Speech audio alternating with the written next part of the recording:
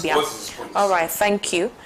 This one also coming through is saying that please be reminded that the number is not for calling, strictly for text messages and WhatsApp messages.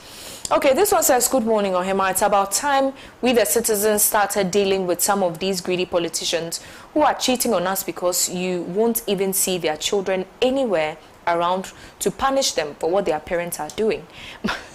But but this is a bit the children for the sin of the yes, I think it's a bit of God, but okay, they are far away having the best education while their parents are also feeding their children with 1 Ghana cedi food and creating ghost names to collect that 1 Ghana cedi food from our children. By the time you see their children in the country, then they are in for member of parliament and ministers. This is no way they will even begin from the contest of assemblyman and will come and continue the stealing brigade. From Jake Asaman Kese. All right, thank you, Jake. Let me do a few more. This one says, why are people not yet arrested in connection of these containers? We are going to come there. If someone had stolen a goat, he would have been behind bars. I read a story that a farmer stole sacks of ginger, and he was fined 4 million Ghana cedis and over. Sacks of ginger? Yes, 5 sacks of ginger. How much does that cost? I do not know the ginger commercial value. Yeah, it's very, very expensive. But 4 million Ghana cedis. No, you mean new Ghana cedis? Yes. No. Yes, it's in the news. 4 million. You can check on the news portals. It's there. 4 billion. Oh. 4,400,000 Ghana cedis. 4.7. Yeah, thereabouts. Million Ghana cedis. And we judge passed that judgment. Yeah. So these are some of the justice issues that we face here in Ghana. But let me take this one too. I'm not surprised for Saka speaking that way. Never. I wonder if he's a true Muslim. He should tell me how many people died during the coup event of Ibrahim Traoré. Now, how many people died during 2020 elections? You see how he's messing up with his submission. No wonder. Okay, thank you for that. Let me take this final one. This one also says, someone just finished fasting and celebration of Eid and is talking like a criminal. I don't know. I think he's referring to Saka. But he didn't because... That person was decent enough not to mention me. Don't mind that. No, but in the context of our conversation. No. Okay, Saka, I apologize. Yes. I apologize. And I hope you apologize on behalf of that person. Yes, on behalf of whoever said that. We apologize. But let's depart from that conversation of what's happening in Burkina Faso. Let's come down to Ghana. Now, the former chairman of the Parliament's Public Accounts Committee has condemned the mere collection of retrieval of state funds that were looted or through corruption means got into the possession of some public officials, and he's saying that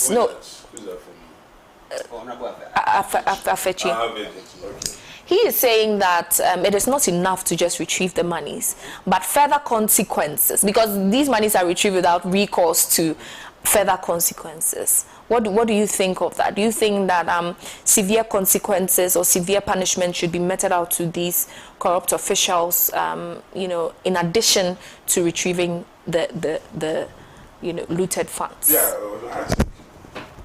it's not real. That's the obvious thing to do.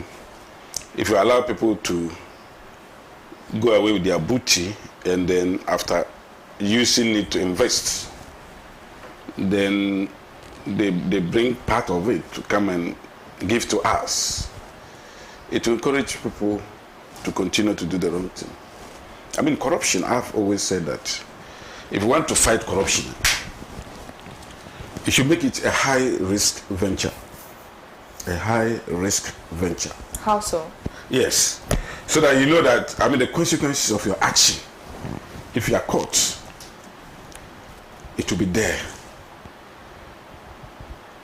If you don't have that at the back of your mind, and the consequence of your action is just, when I'm caught, I will just retrieve it after I've made profits out of it, It will encourage people.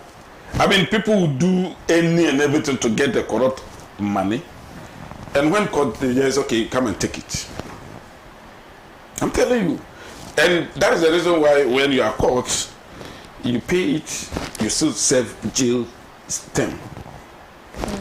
To serve as deterrent. Because punishment is not just about the offender. It's about would-be offenders too. Potential offenders.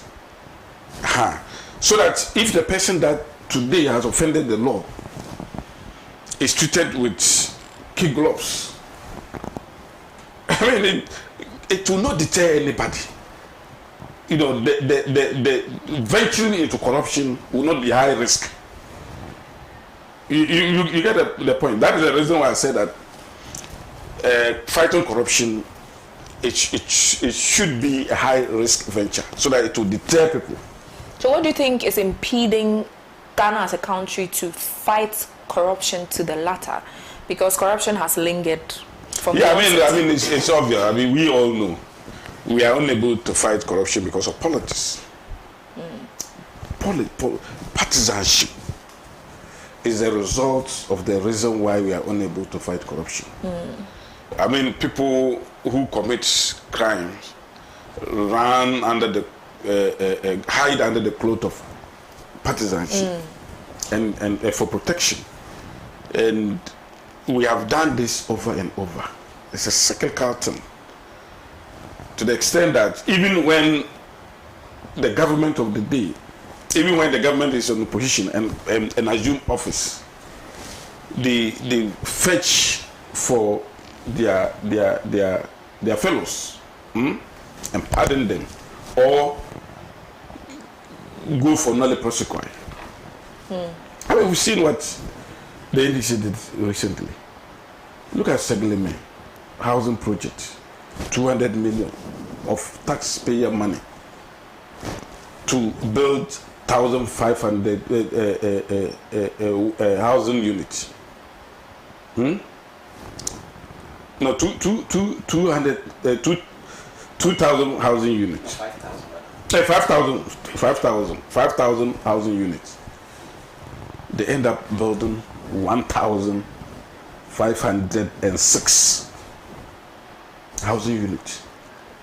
Out of 5,000, they end up 1,000. You said the NDC. That's the NDC. Collins Dauda and his group. Because he was the minister then. That was in 20. They went and sat down and varied the terms of the contract. That was in before the NPP took office. 2015, 2016. And varied the terms. The terms that Parliament sat down, use our taxpayers' money as allowances to sit down. The loan that we got, 200 million loan and all those things. Now the matter was in court. We're going, I mean, we all know our legal system. Very slow and all that. Then the government that those culprits or accuse people came to power, and then they say, oh, go home, just go home, don't come to court anymore. We are okay with the wrong that you did. I mean, seriously. And you think that is fighting corruption? But at the time, it was the NPP that was in power. At what time? After 2016, the MP, Nana Akufo-Addo. And we took the matter to court. Yes. The matter was in court. And you are saying who asked them to go home? I'm saying that this government came. Okay. And said, oh, we are discontinuing with the case. So after 8 years? Not 8 years. The matter did not start immediately in another assume office. But it's been a while. Yeah, it's been a while, like after 5 or so years. I've been hearing some apologies also say that, oh, once the matter has kept long, let them go.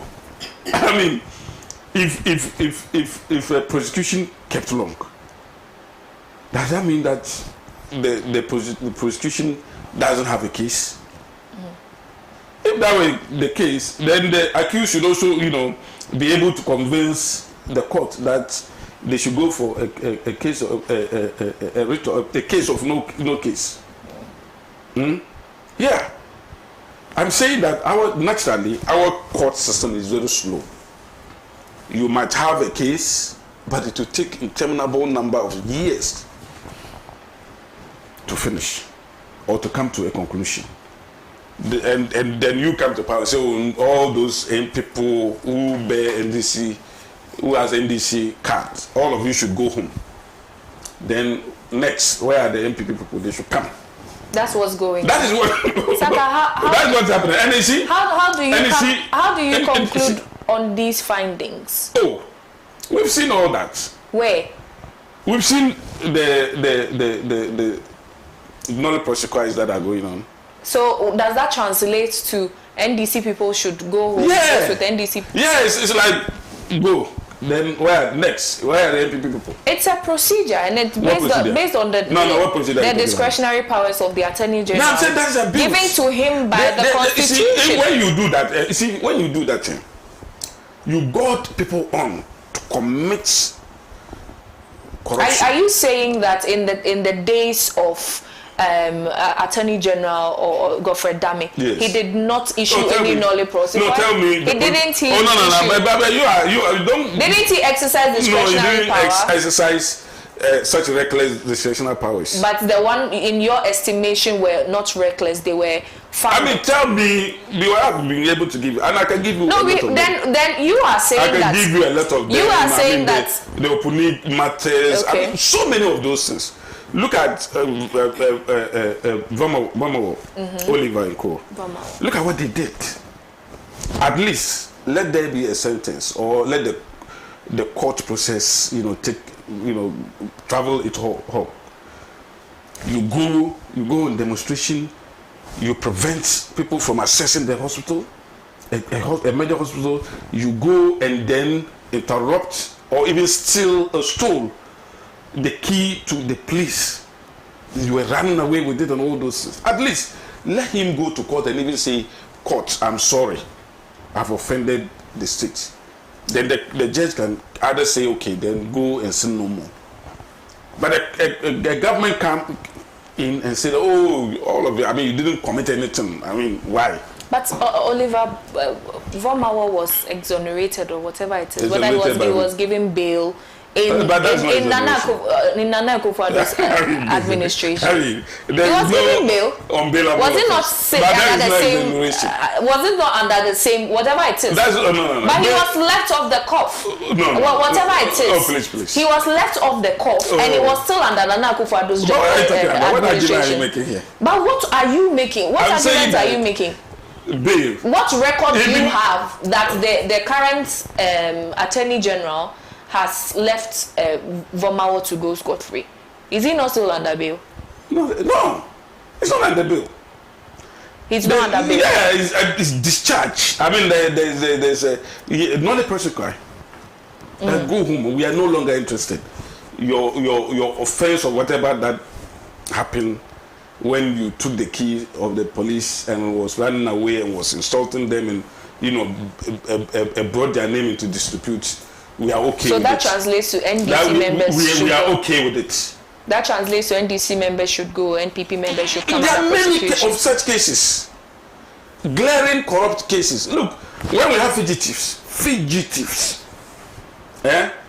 people who are running away from justice, when a court of competent jurisdiction has pronounced judgment, said Namtamakulu, who stole 500 million Ghana cedis of the taxpayer money. The court says she's guilty and is looking for her to go and serve her term. The government came and said, oh, we don't care. I mean, Tamakolo can sleep somewhere. Later on when she can whitewash whatever and let her go free. That's what they said. That is the implication of what is happening. You see, and when you do that, you cannot fight corruption. It's like, okay, let me have protection through my political party. Let me hide under a political party and commit murder. And everything will be okay for me. That is happening. And for me, I think that we cannot fight corruption until and unless we break that chain of people, running and hiding behind political party.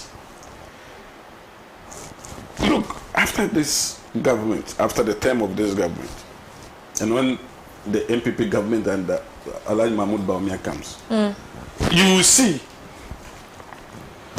how the government had allowed people to do whatever that they wanted to do.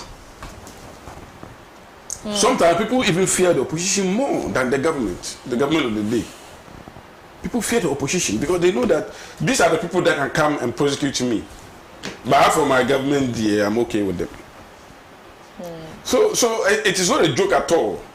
And when we say this, and people. So do you agree that it is in due process that former public officials who are under prosecution today, do you think it's in due process? I mean, if the law says, oh, they should just return the money and then go home, I think we need to, repeal those laws. We need to amend them and then make it punitive. You see, we have to make it very, very punitive so that you wouldn't even contemplate doing that. And you see, there's one thing. You sitting down, I mean, giving the opportunity. Every human being is prone to doing the wrong thing. Prone to doing the wrong thing. That is when there are no checks and balances. When the system is lax, when there's laxity in the system, and then you look left and right, and you realize that nothing will happen if you put your hand into the exchequer, nothing will happen. You will do it. The same people, look, Ghanaians obey the law outside, but when they come here, the same person who go outside to obey the law, when he comes here, he flouts it with impunity. I agree with you. It is because of enforcement. It's because they know that after committing it, they might not even, serve whatever punishment. Or even if there is, the punishment will be so lenient. That's the reason why. No, they can pay their way out. Yeah, they can pay their way. I mean, who and all that. You remember the pastor, Salfu Amankwa, or whatever, went outside to go and say that after him, he doesn't even use driver license. When the police see him, they salute and all those things. Meanwhile, in that jurisdiction, the US, where he was sitting down and talking, he dare not commit those things. So, I mean, people who want to pilfer the public purse should be punished and punished well, and not just retrieve, or not just refund whatever loot that they have taken. They have to punish. They should pay with interest, just like taxation. I mean, if you decide not to pay your tax and all those things, and you are paying, and the Commissioner General asks you to pay, you pay with interest of 125%. So that one alone is deterrent enough. So you wouldn't want to offend the Commissioner General in that regard. But in our case, oh, Master, come and pay your money. Some laissez-faire attitude towards corruption. And when we even sign code of conduct for public officers, it's flouted. I remember, I don't want to do politics so much, but sometimes it's inevitable. I remember in John Mahama first term, he actually issued a code of conduct for his public officers. Or don't take a gift beyond a certain, money or a certain value. Don't do A, B, C, D and all those things. And he himself went around and flouted all those things. He himself went around and then flouted it by receiving Ford Expedition. And when the matter went to Shraj... And you have evidence that he received listen, it. that is why the evidence is what I'm going to tell you. And when the matter went to Shraj, that's what Shraj said. And Shraj indicted him. That you yourself, you have flouted your own code of conduct that you issued for your public officers. Why do you go and take a Ford Expedition?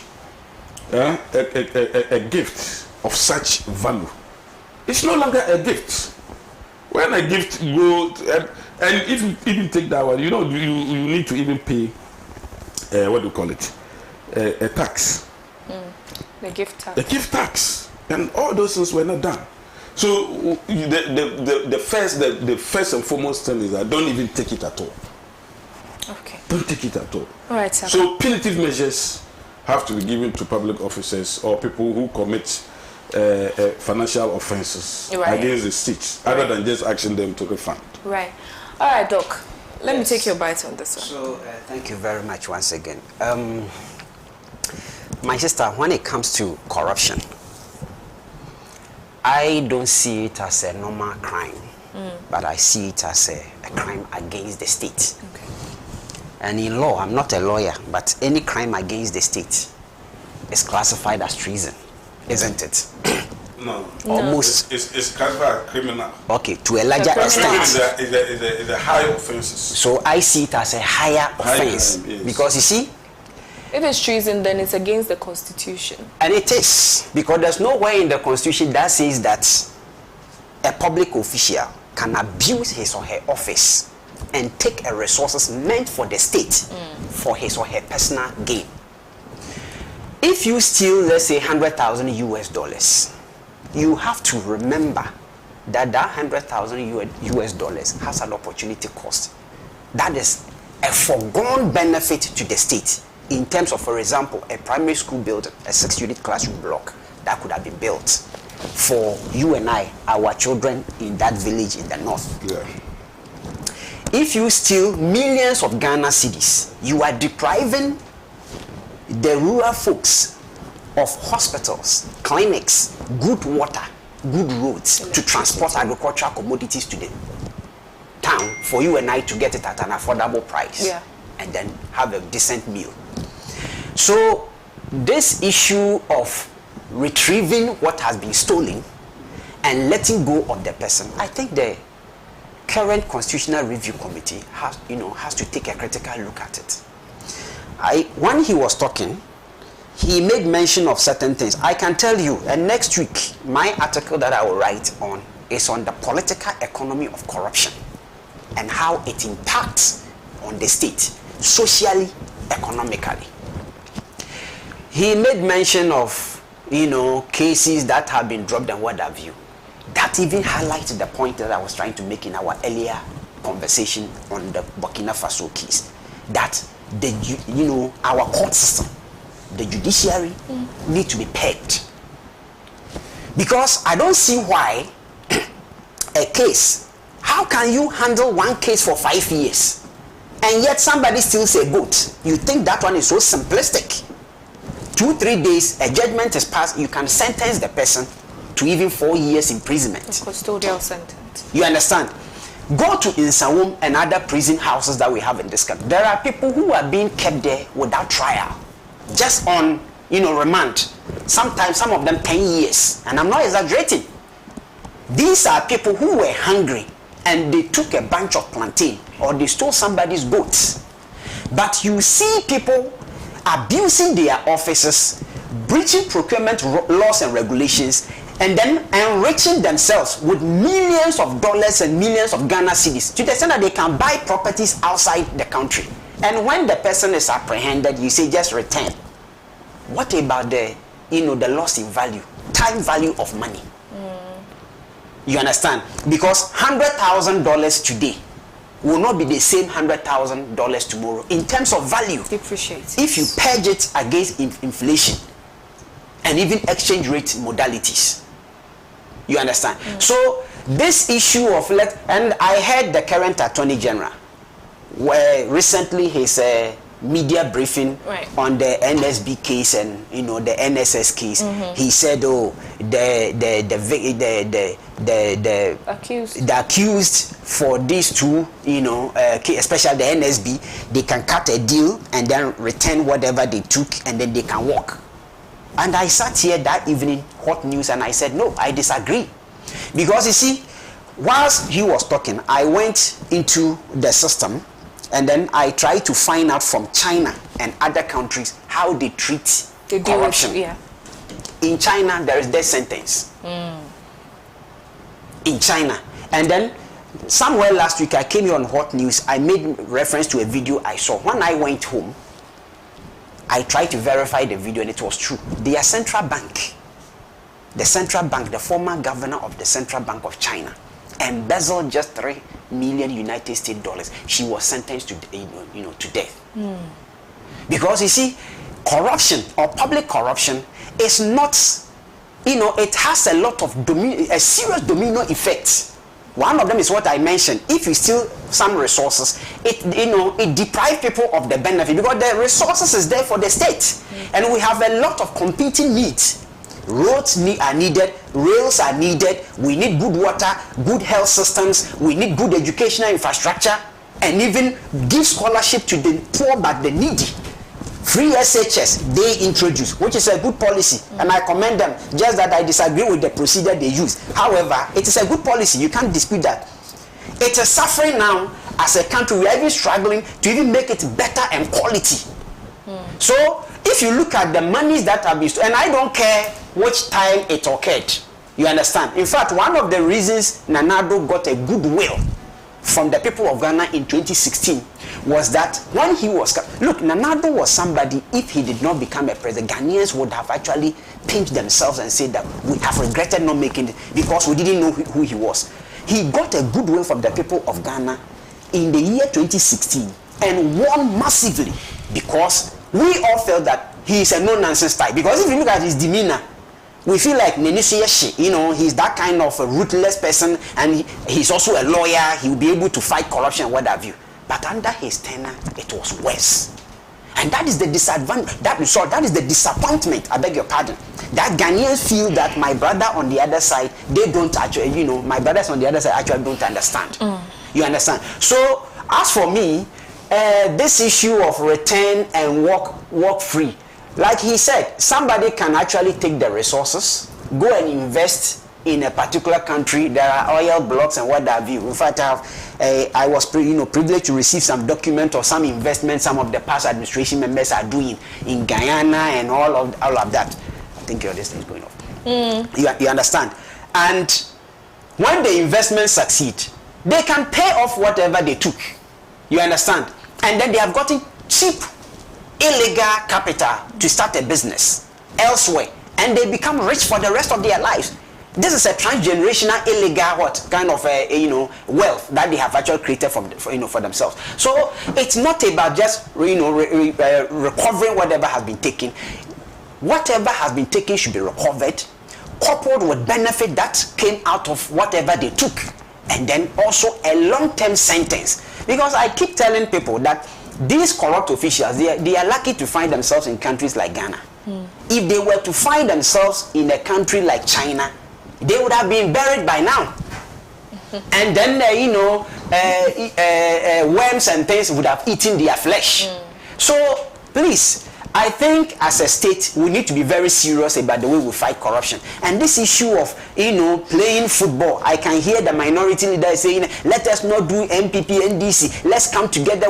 We shall get to the electricity company. I think it's our next topic. Yeah. So please, I think on a larger note, I agree with him. But, few occasions, as politician as he was trying to trivialize some of the issues. It's inevitable. Yeah, so the politics, comes in.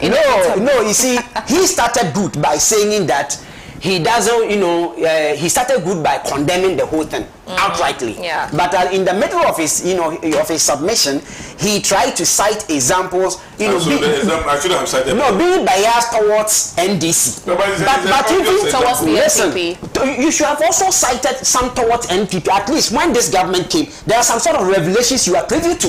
And even under President Kufuor. Which we thought that late President Mills would have prosecuted. I just gave one example. No, you can't give that one example. You mentioned a lot. You mentioned Okuni. You mentioned Vamawo. You mentioned this housing project. What is his name? Collins Dowda. And all of that. So you cannot tell me that out of these three, at least none of them was even in your domain. Also mention the MPP ones. Oh, there's none. There is none, really. The electricity company of Ghana. The electricity company of, we are going to discuss it right now. I'm talking about. So our Facebook viewers, the NSB, the $7 million kind of scandal. What scandal? Oh, you have not heard. So you are not privy to what's going on. Oh, my brother, you see, I don't like the kind of politics you people do in this country. Be balanced in your submission. What even doing the press? The press conference. The NSS issue. You don't know about it. Oh, for the NSS. You see.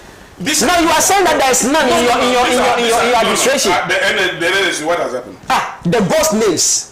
Oh, the 81,000, relax, 81,865 ghost names. They are still. The matter is in court. What is in court? And you are saying that what is in court? No, they are not yet in court. They are under investigation. They are under investigation.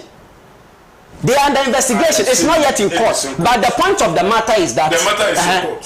Which one is the NSS issue? I've seen, I think it's Edu Buahin's issue that is currently in court. The Edu Buahin issue at the time the Minister of Justice, Attorney General was talking. Yeah. I mean, the matter was not even in court.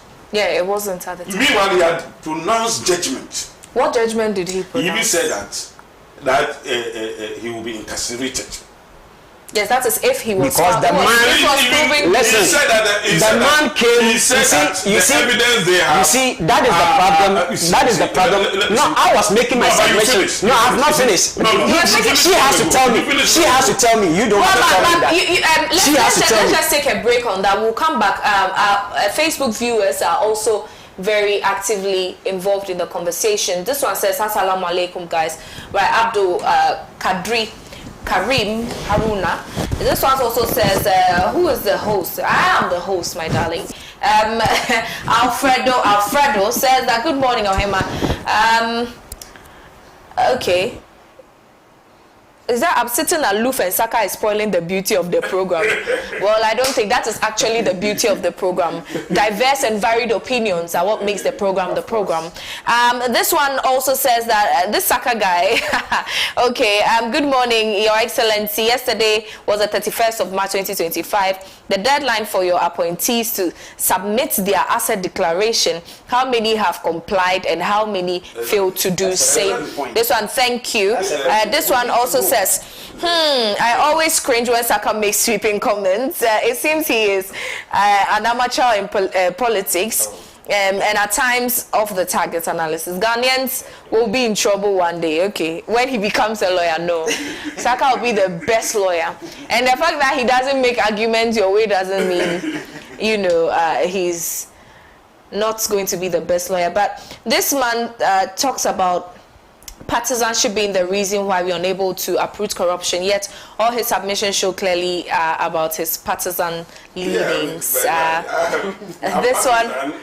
one also says that, good morning, OHEMAA. I'm glad the host is not allowing Saka to get away with making baseless statements. Saka, they're on you today. This one also says Saka is peddling on truth. I guess Shraj exonerated Mahama. Yes, okay. We'll come to that. It is not true. We'll come to that. Exonerated Mahama. Those days when Ford issued popped up. It is not true. Mahama never benefited from the usage of the vehicle. I can say with an iota of truth that those who are still using the vehicle are complicit. What about that? The issues were not just one. The issues has to do with conflict of interest. Alright, got interesting comments also coming through. This one from Kingston says, watching live from New York City, Glass and Kwa. System is working 24/7. Okay, Patrick Ngetia says, good morning. Alfred S. Davro says, fantastic program. I'm monitoring from DBI. If you could be kind to tell us what DBI is. I don't know. Do you know DBI? Dubai? It's in Upper West. Oh, Upper West. Yeah. It's DBI. Yeah. What's the full name for DBI? What does DBI stand for? I can't remember. Okay. So this is still the newspaper review segment on the Good Morning Africa show. Our conversations keep getting interesting, very insightful. The varied opinions actually keep us, going. And did you want to make final submissions on the corruption issue? Any of you? I think we agree on I know, principle. You agree to disagree. Yes. Okay, then let's move I on think we due to agree on time. one point. On the I text- said that he was being too partisan. on the text. Okay, yeah, I mean everybody knows. Let's agree to disagree. But see, on the, Let's agree to just a disagree. minute. Yeah. On the texter matter, everybody knows me. I'm a politician. Yeah. I'm partisan. But you see, when I'm discussing issues, I'm always unbiased. And I'm saying that even within our MPP platform, we normally bring some of these things there. Yeah. That if you are given an appointment and you go there and fluff, you go there and misbehave, don't come and hide behind the party. Go and face your cross. And that is internal way of ensuring that people adhere to the rules. But I am saying that there was somebody who said that, oh, your mama was exonerated and all this. So you should go and read the Strike report. So let me the Strike report. No, let me finish. I'm saying something. Saying, what are you going to do? You go ahead. The Strike report was not just one issue. Okay. It deals with corruption, it deals with conflict of interest, it deals with whether or not the mama flouted his own code of conduct. It was this conflict of interest and corruption But your that he highlight was on the exonerated. Ford expedition. Yeah, that he was exonerated. What's the name of the car, the vehicle? Is it Ford expedition? Ford expedition. So Okay. he was exonerated on those matters of conflict of interest and corruption and those But things. for the Ford, But Siraj ended was up indicted. by indicting him by saying that he flouted on his own code of conduct that he published to his Public government officials. appointees. That's the point I was making. Okay. Okay. Yeah. All right, Saka. Yes, on that score, I think he was right. Yeah. In terms of the gift policy outlined in the code of conduct, Shraj actually gave a verdict that President Mahama breached that. Yes. But in terms of absence of conflict of interest, he was actually Exonerated. Right. Then we are on the same. We are on the Yeah. same. So when Texas text. It's okay. We are on the same. It's not only on that one. You were too partisan this morning. Oh no, I'm not. Saka is always, No, I'm not. Are you a rightist or a leftist? Oh, I'm righteous. Okay. Saka has always been that, but I've been joined. This one is a graceful, contribution.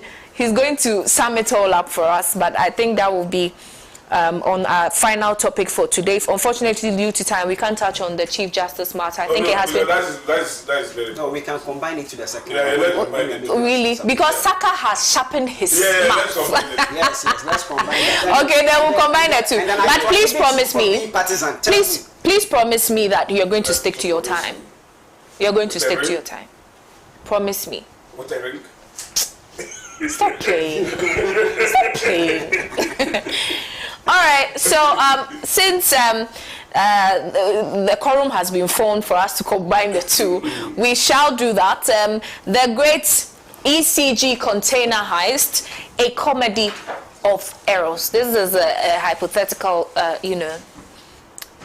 caption, and I'd like to hear your take on that. But let me use this opportunity to welcome Honorable Stanley Yao Nandaya, who is the MP for Woolensey constituency. Good morning, sir, and welcome. Good morning. I'm doing great. How are you? How's it going? Oh, great. Great. How's been With an a great MP show. going? Beautiful face. Thank you. Good looking. Thank you. Yeah. Is that the real She's good looking. Beautiful. I see the president. You have already finished with Unfortunately, we don't have much Thank time, you. but I will just, Yes. Since you just came, I'm just going to give you the opportunity, because Saka and Doc House, they have had their time. Oh, they've done well. I thought he would rest a little bit. the last two topics. No, because he doesn't have time, but you will know how to manage it. yeah. So I'll give him here. So I'll So give you him go just a again. few minutes. Yes. You go again. No, he won't go again. That'll be his only take, unfortunately, due to time. So, Honorable, we are talking about the ECG container heist, and it has been captioned as a comedy of errors in terms of corruption activities that have plagued, some of our public sector. When it comes to, and you know, when it comes to corruption, you can trace it, in dominance That's to the area of procurement. That's true. And that is what we are seeing in the ECG, arena. And we are combining that topic with the removal of the Chief Justice in Ghana, a comprehensive analysis. Basically, what your thoughts are. Thank you for this opportunity, and our listeners and those watching us. I would stand on this point when it comes to ECG. Before any product moves into another country, there's a producer. And the producer has records as to who is procuring such goods. Now, ECG as a company should be looked at representing this country in terms of power. And I don't think such a big company like ECG should not have a clearing department. And that is where we should find out. It is simple to get it, that who ordered what, and at what time was it expected, what was it for, what was the urgency around it. Those are the things we need to look at. So I don't think we should have a problem tracing some of these things. It's just some gimmicks, excuse me to use my language, that we try to involve and bring in politics in. No, this is devoid of politics. We should look at it as a national issue. What is the image on this country regarding this? If we can have even 2 containers missing, and they have come to this country and missing, then we should be able to ask ourselves questions that what could have allowed the system to have these things. And even before a container moves from the port, there should be records. Somebody is in charge of the unit of where containers have to be moved. So some of these things, I don't see it to be a problem if they want to trace them. Yeah. And I don't want to talk about it much because I see it as some level of politics that is actually revolving around it. Otherwise, I don't see it a problem. So you think the answers to, the razzmatazz is just right before us? Oh yes, it's before us. We don't need to reinvent the wheels tracing some of these things. We have the system in place where something was ordered. Who ordered them? When it came, did the person follow up to know whether the things I've ordered have come? And if they have come, what would have make you to stay and allow those things to be at the port? And what would have been the reason? Was it that we couldn't pay for it? The company couldn't pay for it? And what was, even if demurrage should be on such containers, I think we could be talking about the cost, how to get money to go and pay for and take them. But we know the cost of demurrage is not onto the nation, but for where the goods are coming from. The containers that are used for such goods, the charges on the usage of those containers, and those are the issues. But if it has to be that both the items we paid for and the containers are missing, then there should be a big question. I'm surprised. Because that also brings the question of the functionality of the system you speak of. In terms, the system that determines who is responsible for what, where this went at this time, and so on and so forth. That will, don't you think it raises a question around that? It's a systemic problem. For this country, the only problem we face is not about the knowledge we don't have, no. It's not about the technocrats and people who know how to do things that we don't have. We have them. But the system is the problem. If not, how can I sit, even on your phone, if you use your phone to do an order and you type, it goes to the supplier. He sends the things to you directly. What you use the thing for is between you and yourself. Is that also? Right. And now they sent to us. We ordered, they sent to us. They didn't send empty containers. They sent with the things we've ordered. Now, the things have arrived. And I'm using it. Whichever way I use it, it is my problem. So it means that the usage of it from the port to the company is the system that we need to use to trace. And that is all. Who ordered it? How did they, I mean, what was the need for the ordering? You see, some time ago, we were told that we need to pay more because they needed some, components to fix the light or to fix power. Then we paid more. So what would make us pay more? And they use that more money to order for those items, and the items are not used. Who lease what? Right. We get your take on that. But let's move to the CJ issue. Oh, the CJ issue. You see, this issue, people should not read political lines into this. It's about time, as a nation, we take the bull by the horns. If you see CJ, I think probably his age, her age, sorry, it's about 62 years. And we know she's in her retiring age, or past the retiring age. Is that not so? Yes, we know wisdom lies in the heads of sometime the grown-ups. A system that somebody believes can work, if it comes with a whole set of resetting and setups that we need to put in place. So if people, a section of the Ghanaian people say that no, we need to change this leadership for something better to happen, whatever reason I think they have, yes, it could be justified or not justified. But this thing hasn't even gotten anywhere. And people started twisting it to politics and all that. As if it was witch hunting and sort of. In fact, even if you look at the swearing date, when she came with the team, nobody had any problem with her. She did her swearing by putting our father and able president, His Excellency John Dramani Mahama.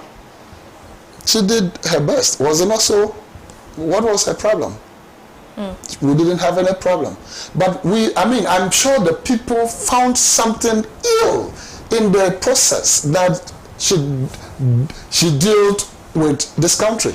They found some sort of, lapses. So if they gather and say, we want a change, I think we should look into it. If they are right, fine, we'll give it a look at, we'll give it a thought. Right. If they are not right, we can move ahead. And so that's I think it all boils down to the legality of this petition that has been forwarded to the president. However, the Chief Justice has requested for a copy of those petitions, and on what grounds that it is being petitioned for her to be removed. Though all those issues she has been given the petition, right? Fair enough. All those lies in the bosom of the the courts and legal system. What do you think, Saka? Yeah. So I said in the first, the ECG one. First of all, I think we are just belaboring the point. For me, there are certain guidelines that should be used. First of all, I like a bailment. Okay. I gave my goods to somebody to keep for me. So, if at a later date, I found out that the goods are not up to the number, the person who is keeping the goods should be held responsible. Else, I can charge him for either conversion in thoughts, actually. Or criminal offense, stealing. So now the matter should not be about politicians and all those things, ECG or whatever. GAPOA should be able to tell us who came for these goods, how many were they, and then ECG only has, okay, we procured this number of goods, this number arrived at this particular time. When we went to count, we didn't get them. But one other thing too has to do with, the fact that I don't understand that a government institution has brought containers and is suffering to take them, and another government, you see, that is the reason why I don't know whether the port is really owned by government. That's true. The port, if the port is owned by government, we should have been able to clear these goods without even asking for demurrage. Take into consideration the import. That is the reason why some of us are against privatization of ECG. If you privatize it, everything will be done in a private manner. Because a private institution has brought containers, he should be able to get the money to pay. And then another private institution, that is the port. Because I'm not sure the port actually belongs to Ghana. Why not? Because there are partners. Yeah. That's the problem. And to the extent that a demurrage of about 1.5 billion. And that's the reason why we were paying, they said we were paying every month 5 million or something. And then Mr. Dubik asked that, no, ECG had a lot of responsibilities. Yeah. They were paying to the IPPs here and there. They were looking for monies here and there. They cannot just be paying monies to them. So we asked that it stop. But asking that it stop doesn't mean that somebody should go in there and start pilfering, stealing the content of the container. I mean, I even understand some of the containers are still there, but the content is empty. Wow. Yes. So in that case, you cannot fault ECG. Yeah. You cannot fault anybody. You have to fault GAPOA, their security system. But ECG also had the responsibility of following up and keeping track of the consignments that they export and imported into the I'm sure country. They've done that. Because after the big left, some other people took over. Ghanaians have actually contributed to some of the procurement of these, components of, fixing electricity and power prices issue in Ghana. When some of those things happen, if you just lump everything, like, when did we lose them? Maybe we might not be able to know. That's the reason why there are documentations. GAPOA should tell us on this particular day there was this bill of lading or somebody with this a particular documentation came, and then it was verified. Custom division verified it, national security verified it, and it got clearance. All this is, it passes through different strands before it got out. Right. So this is so easy to understand, and especially now we have gotten some people. Some people have been arrested. They should be able to tell us who gave you this, how did you get them, how did you come by them, and all those things. Yeah. So I think that the matter is almost wrap up for me. But you see, when we talk about now the next topic, the CJ, the CJ matter, I'm sad as a Ghanaian. The democracy that we have practiced since 1992 is being played out, in our faces as a sham, complete sham. I'm sad, and especially somebody practicing to be a lawyer, a student of the law. Yeah, that we are using some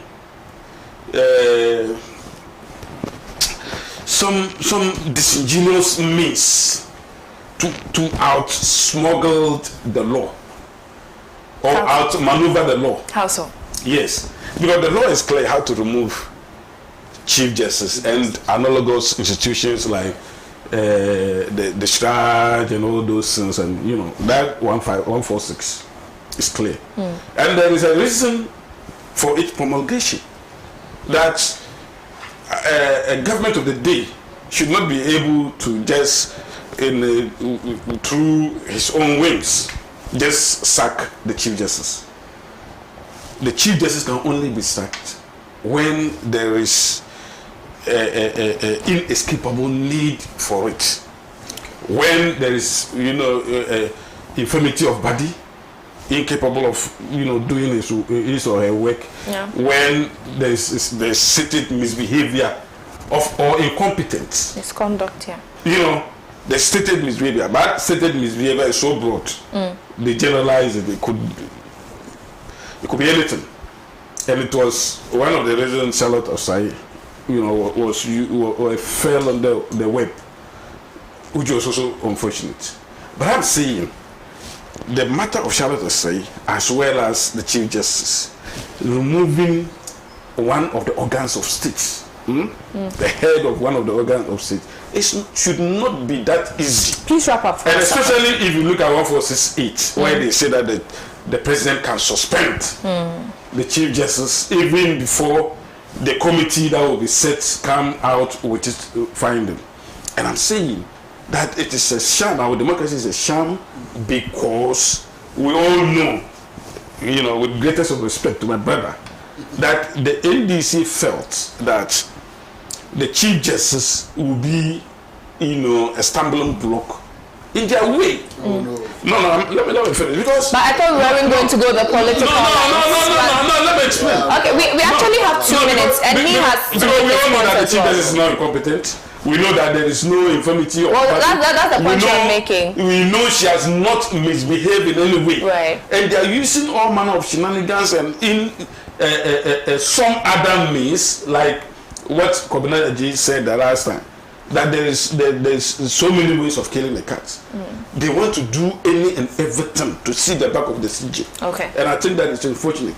CJ is there to ensure that when our democracy was also, Saka, we just have 1 minute. Let me just. We just have 1 minute, yes. When we don't even have democracy, Yeah. we still have the judiciary that ensure that our rights are protected. Right. We should not allow a political party to come and say, I want to control the judiciary, so that whatever that I want, the judiciary will agree with me. No, Okay. There should be checks and balances. Okay, sure. All right, Doc, let me bring you in. Please wrap up for us. Yes, thank you. The electricity company of Ghana, the containers, I think there is a consensus on the table. But I disagree on the ground that it shouldn't. You see, there is politics in everything. That is why we study what is called political economy. Okay. You understand? Even in the church, there is politics. In the family, I have something called domestic politics. Your wife can play domestic politics to get what she wants. Everywhere, yes. So, yes, the pot there. People have to answer questions. I agree with the 2 submissions made on the table here. However, who was the managing director of ECG? That's true. Who was the board chairman? Because you see, I've heard our minority leader. It's not one person. There are many managing directors. Fine. So who are they? We read the period. Who are they? What role were they playing? And like you said, why did they bring it in? At what cost? And when did it get there? And all manner. All those questions are very, very legitimate. Very valid, yeah. We have heard our minority leaders saying that, don't let us play politics with it. When I went there, this is what they have been doing, what have you. The question is, when you got there, you saw this, you were a lawyer, you were a businessman, what did you do? So all these things, I think later when we get time, and we discuss this. Hopefully, yes, in our next now, meeting. Straight to the chief director, the chief justice issue. You see, I have a problem the way we are jumping the gun.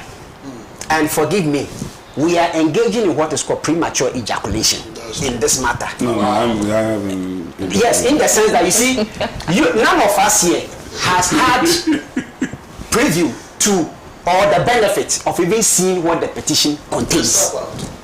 You understand? No, so you see, that is where my brother. No, but is where I disagree with you. Cases of this matter, that is where I according to the disagree with you. Constitution, You see? should be handled in camera. Yes. That means it shouldn't be exposed Yes. to public. So none of us, as he said, are privy to the content of the content. That was one. We are not privy to the Yes. But I'm saying that. No, you learn the land. I'm Please, saying it's my time. Time is on. Please, hazard. yeah. It is frivolous. But no, please make your Fine, it's choice. okay. To you. Yeah. The point is that, look, let me say it. Let me say it. Already planning. Saka, please. No, please go on. Saka, please allow me No, to please learn. proceed. This is Just not fair. Just proceed. Please. Just proceed. Saka, let's show respect to the viewers. They are Yeah. waiting for us to conclude. Yeah. So you see, since none of us here has had the benefit of having to look, or peruse the content of the I want us to be very cautious about the way we conclude that it is politically kind of motivated and what have you. The point of the matter is that, you see, when you go to a funeral and somebody is crying too much than they bereave, then you should know that there is something under the carpet. You see, the way he's look, I mean, look at the point he's making. You see, it tells you that when they were in office, in the office, they did similar things like that. Look, the Charlotte issues that they mentioned. You understand? He even wrote to the president like the way the CJ has written to her, and then she was denied. So that deputies wrote against her. I don't have, but what the question is, when she requested through her lawyers to get a copy of the petition, she was denied. She was really even petitioning in her own office. No, and I'm saying that you people Please wrap up for us. so please let us not play politics with this. We all know what is going on in this country when it comes to our judicial system, and it needs to be priced. So the point of the matter is that nobody can look. If the woman is clean at the end of the day, we allow her. If she's not clean, she will kick her. It's getting tensions in here, but I'm glad. I'm so glad that we have viewers all over the country, across the African continent and around the world. As you know, we are watching 46, and please, as you know, we are watching 46 African countries. Please, I beg you. Saka, please. We are watching 46 African countries, some parts of South America and Europe via satellite. We are being watched by Righteous and Winnie by Righteous. Thank you so much for watching us live. And today is Frank Akako's brother's birthday. Let me use this opportunity to say happy birthday to Manuel Mensah from Frank Akako. He wishes you a happy birthday. There he is, and we wish you all the very best. I know that the prayers of our Muslim brothers and sisters will affect you as well as it is affecting all of us. Now, this morning has been very interesting. I wish I could read the messages that are trickling in, but we can't due to time. My producers are prompting me, but always we are grateful for always joining us. Honorable, thank you so much. Yes, I will. Thank you so much. Thank you for joining. Saka, always, we really do appreciate you. Dr. Sylvie, Thank you. you guys rock. All right, but let me also use this opportunity to wish Her Excellency the Vice President, Professor Nana Opoku-Agyeman, a speedy recovery. We have you in our prayers, and we are praying for your speedy recovery and a perfected health in the coming days. And to you for always choosing us, I'm OHEMAA AGYEKUM. Thank you, and see you tomorrow. Have a good